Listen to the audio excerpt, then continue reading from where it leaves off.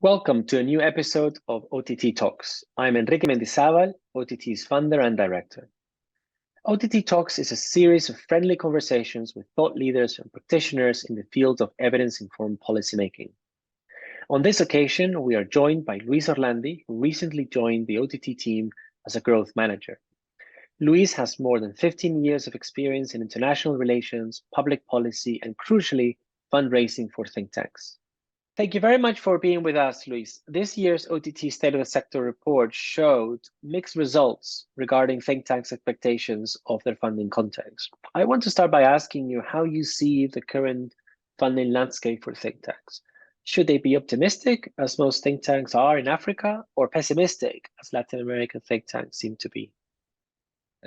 Thank you, Enrique, and that is a good question.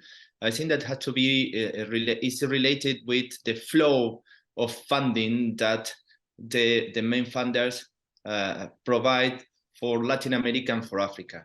At the moment, the flow for funding for Latin America is less because they are middle income countries. But at the other hand, the African countries are low incomes, and probably more and more funding are going to that area.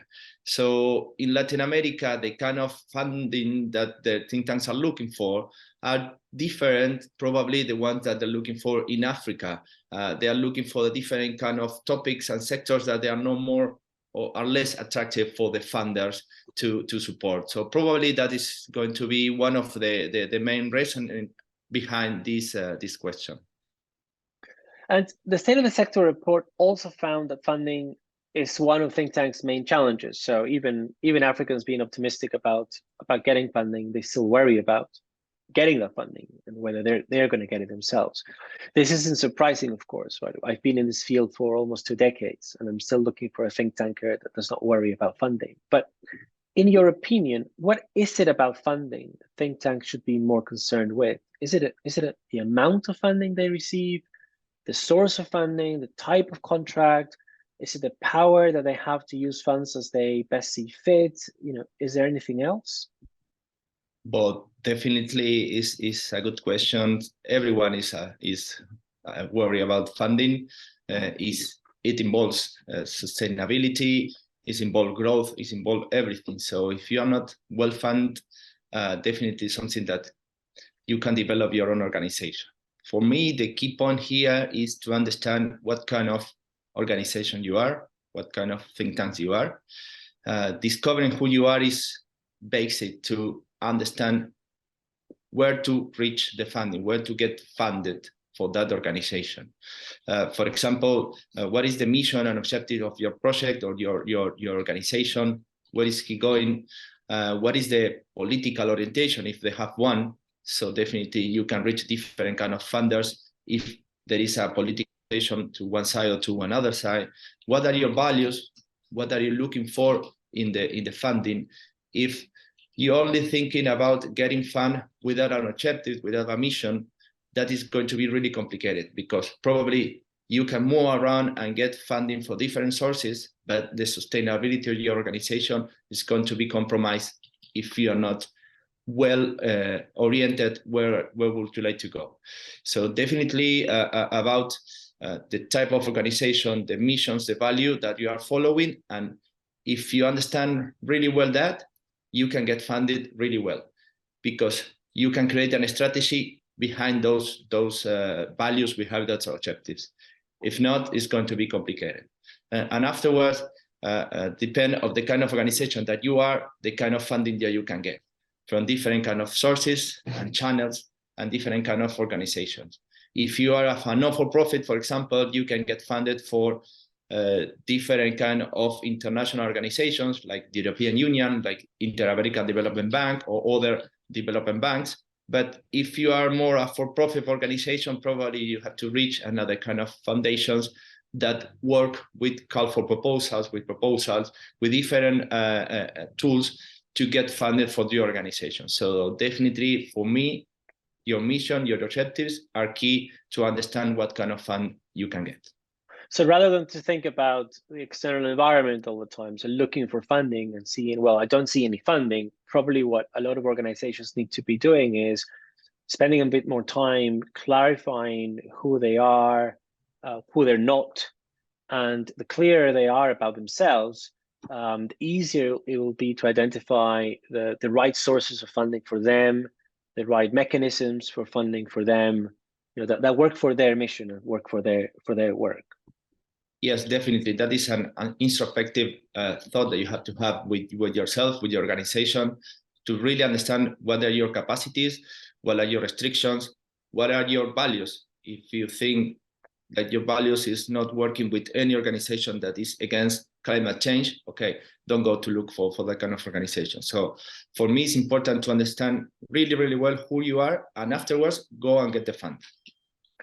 Right. So even think tanks that are highly developed, across the global south, Latin America, and Africa, Asia, they will complain, and they're rightly so, that a lot of the funding, most of the funding concerning their countries and regions for research tends to be awarded to organizations in the global north, whether they're in Europe or in North America. So from a fundraising point of view, why do you think this is the case? Is it maybe that local think tanks have not been effective enough at making a solid case for themselves, or maybe they haven't been looking at themselves and what they offer vis-a-vis these northern organizations? Well, that is a quite tricky question, because for me, fundraising isn't an easy endeavor, and it's really complicated, requires a lot of time, it's time consuming, and you need to involve many, many resources, from human resources to also money to get more funding, because if you don't hire the correct person or the correct team to get the fundraising, it's difficult afterwards that you can get more money. In general, less developed organizations struggling doing this.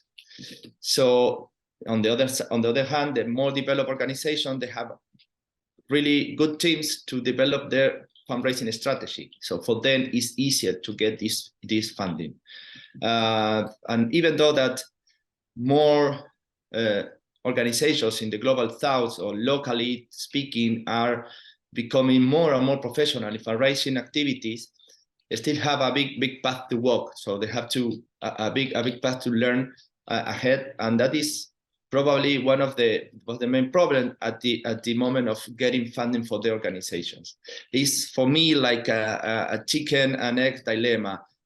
You hire someone to fundraise the organizations, but you don't have funding for that, or you get funding to hire someone to help fundraise the organization. So it's really complicated and tricky, the process, but definitely as an advice, a good fundraiser officer or manager would be helpful for the long run of your organization. So makes me think of the time when we would argue for think tanks to invest in communications. And so they will struggle with the same idea. So can we invest in a comms team now with our reserves, even though we don't have the projects to pay for comms? Or should we wait for the projects to pay for comms and then hire communications officers? That those that invested early probably were able to show the value of communications, and then it was easier to get resources for communications. That's also is a good point. More and more funders are looking for a good comms team in the fundraising activity, because they need to communicate well what are they doing. Sometimes if you don't communicate what are you doing, you don't find the correct audience for that, it's like the project or the program didn't happen. So many funders are looking for a good comms team, a good comms strategy that they can going behind the activities of the project. Of course, in terms of quality of the content, in terms of quality of the research, you have to be on the top, but also you have to have the opportunity to communicate well this kind of funding, this kind of research that you are doing. So definitely is a key point, and more funders are looking for good comms strategy behind the funding process. But maybe what I was aiming at is that just as funders decided to invest in their grantee partners' communication capacity, and that has led to sort of, in many cases, sort of sustainability of the communications teams, then it would probably be a good investment if funders put some money behind developing fundraising capacity within their grantees. so that these questions around, why are think tanks in the global south not getting enough funding to study issues in their own context might be more easily addressed, because then those organizations will be better prepared to raise those funds, as you say, make the case to receive some of that money. Let me ask you something around. I think it has to do with the same idea of sort of investing in the future. You worked for CPEC, a think tank in Argentina, and I think you worked there around the time the T20, which CPEC and CARI co-hosted. Now, CPEC is a rare case of a think tank that has been able to make the leap from the national to the global level. And I say rare because this is rare even in the global north, right? So, Yeah. for instance, New America is a fantastic think tank in the US. IPPR is a fantastic think tank in the UK, but they're not necessarily well known, in Latin America or in Africa, right? They're not global think tanks. Now, what was the role of fundraising in supporting or accompanying this process of going from the local to the global? Did CPEC incorporate new funders? And with these new funders, did CPEC have to adapt what it was doing internally? Yes, well, that was a really huge challenge because when the Argentinian government designed CPEC and CARI to lead the process of the T20, we did get the leading, but we didn't get any money for supporting that process. Of course, they say that they will support the whole organization of events, and they give in-kind support like spaces, venues, and some equipment. But definitely to organize that kind of process it takes a lot of time. It takes coordination between two different kind of organizations, like was CPEC and CARI, with different kind of institutional development and different kind of rhythm in the pace that they're looking for. They're working towards the project. So for me, that was the first challenge, to put all together and setting up a working plan that works for both organizations, and we can work together the process. And for sure, the fundraising process was really complicated, because just on top of our normal work activities that we need to support and we need to fundraise in the organizations, we also have to fundraise these activities related with the T20. That for us was a really discovering process. It was a really enlightening process, because we could understand that many sectors, organizations, institutions, they were interested in our work without us knowing that they are interested in our work. So definitely something that we need to expand our network and trying to reach different kind of activities. So for us, the creativity of that process was huge, and we start to reach different organizations, so we can deliver a proper and correct event.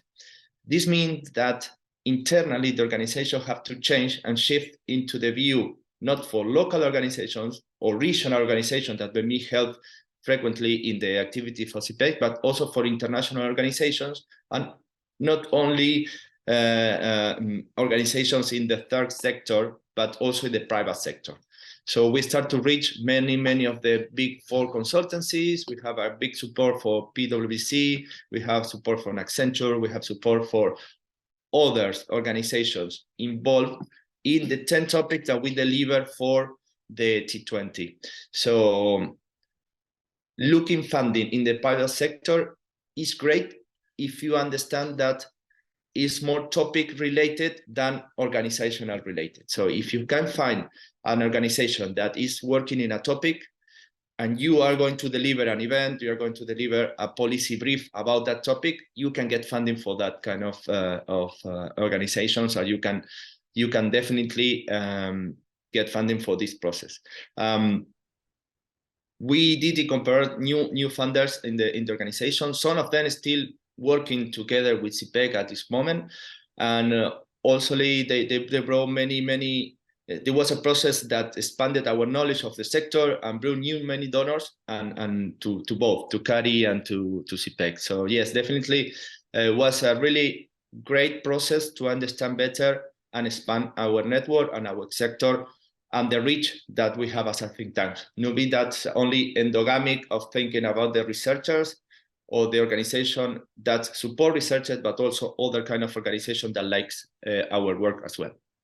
And it's a bit of a challenge, right? You were given a challenge, right? By being given the T20, as you say, it's a challenge, but in addressing that challenge, right, you were able to take advantage of the opportunities, which I guess is a good case for international funders, multilateral organizations, as much as possible, bringing events to organizations in the global south, or to organizations that don't often get to host these kinds of meetings. So you're presenting them with an opportunity that, and if they are able to meet it, they'll make that leap from their usual funders to a new group of funders, from the usual audiences to a new group of audiences, etc. Yes, definitely, and it's something that when we were thinking about the whole process, we not only wanted to bring the G20 countries into the discussion, we also wanted to bring more in the global South country discussion. So we invite all the think tanks in Latin America to be part of this process. At the end, we were part of the main Think 20 thinking, and we believe that it's important to have the voice of the global south into the discussion. So that was a really good opportunity to bring all these kind of organizations of the global south together and discuss pair to pair with a great researcher from the global north as well. Let me, Luis, let me stay on CPEC for a little bit. When I first met Nicolas Ducote, who was one of CPEC's founders, he told me about their annual dinner. At the time, I think it was a huge effort that did not necessarily bring significant funding for the organization. But over time, it's grown. I think it now accounts for 30% of its budget, more or less. 35%, yeah. 35%. And it's a feature in the, in the calendar, right, for many policymakers, the private sector, and I'm guessing think tankers. Can you tell us a little bit about that dinner? Yes, definitely. For me, the dinner of CPEC is one of the main events of Argentina, political-wise talking. They bring together all the political thinking into the same table, and that was the idea from the really beginning. So.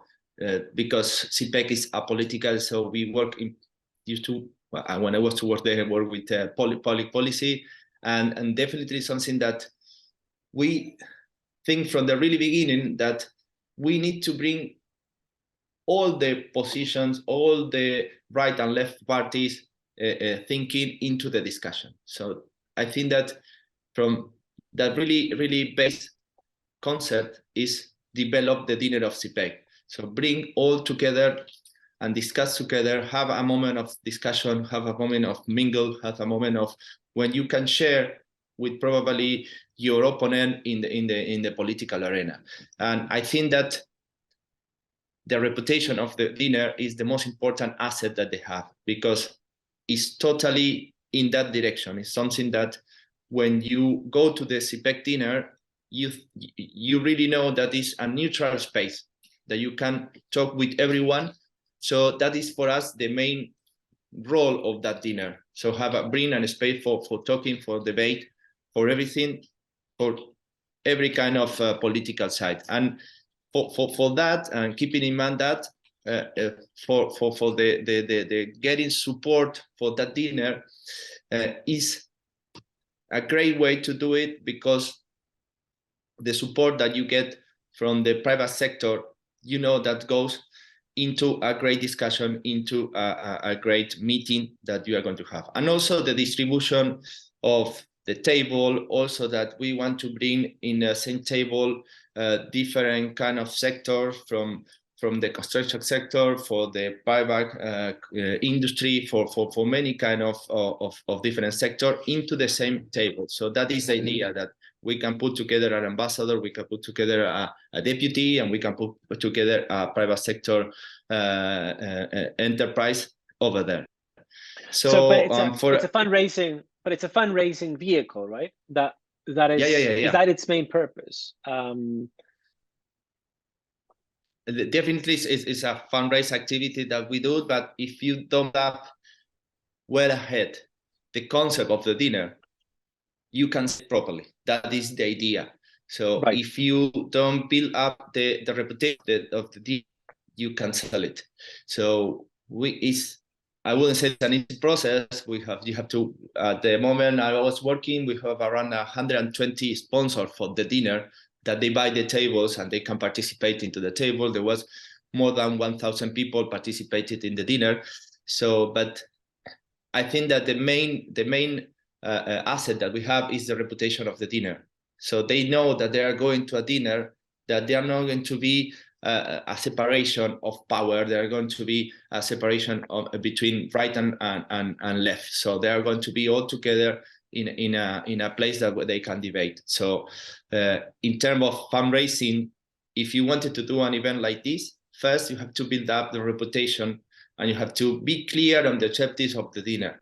And afterwards, it will be easy for you to fundraise that kind of activities. So you have to have a good product. You can't go around just selling support.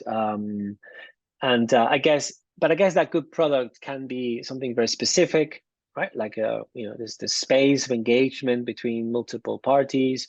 It could be a particular program of work. It could be a solution or a promise of a solution. And in some cases, it's probably just the reputation that an organization has. Right? So it's much harder than just to say, well, we like more general budget support.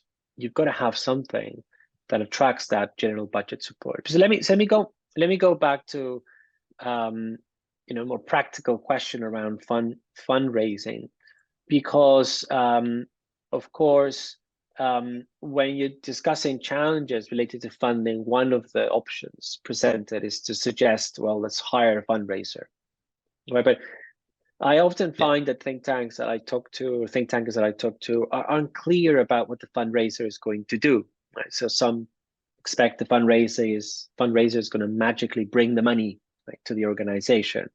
Others don't quite know where to put them within the organization, right? So who should they report to? Who should they be working with? Can you tell me something a little bit more about the role of the fundraiser or the fundraising team within a think tank?